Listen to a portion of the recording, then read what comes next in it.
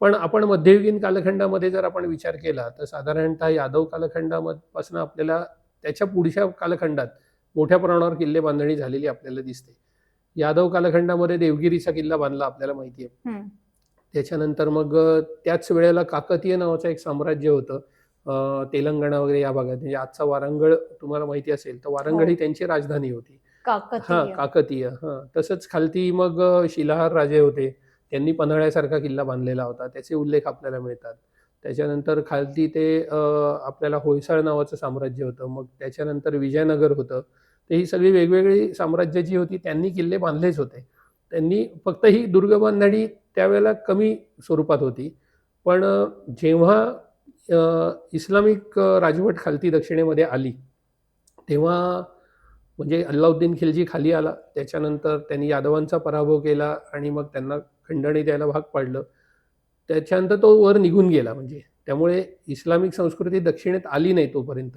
हं. पण नंतर खिलजीच्या नंतर तुघलकाची जेव्हा सत्ता आली, तेव्हा तुघलकांनी राजधानीच त्यांनी दिल्लीवरनं देवगिरीला आणली आणि देवगिरीला आणली. दौलताबाद नाव ठेवलं त्याचं.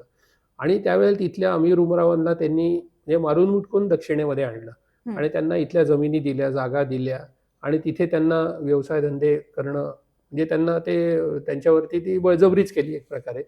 तेव्हा ती इस्लामिक संस्कृती ही दक्षिणेत पसरली. आणि मग त्याच्यानंतर तुघलकाच्या नंतर बहमनी साम्राज्य म्हणजे हेच अमीर उमराव जे होते, त्यांच्यातनंच एक लीडर तयार झाला जो होता अल्लाउद्दीन हसन गंगू बहमनी त्याचं नाव. तर हा हसन गंगू जो बहमनी होता, ह्यांनी बहमनी नावाचं साम्राज्याची स्थापना केली.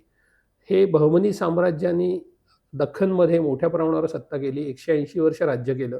त्यांनी अनेक किल्ले बांधले आणि मग त्यांच्यातनं 5 तुकडे झाले आणि 5 वेगवेगळ्या शाह्या तयार झाल्या. आदिलशाही, निजामशाही, बरीदशाही, इमादशाही हं. आणि यांना कंटेम्पररी म्हणजे आपलं विजयनगरचं साम्राज्य होतं.